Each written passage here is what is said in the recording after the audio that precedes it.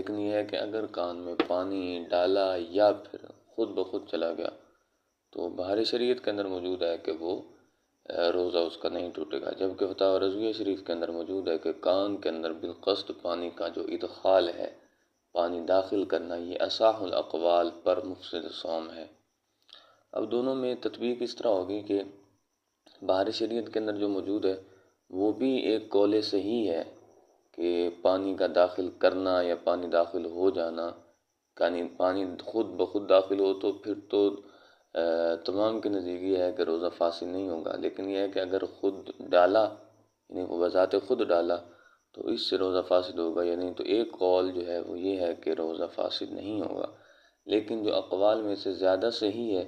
اس قول کے مطابق یہ فیصلہ کیا جاتا ہے کہ روزہ ٹوٹ جائے گا، تو لہٰذا دونوں کے اندر احتیاط کرنی چاہیے، بذات خود بالقصد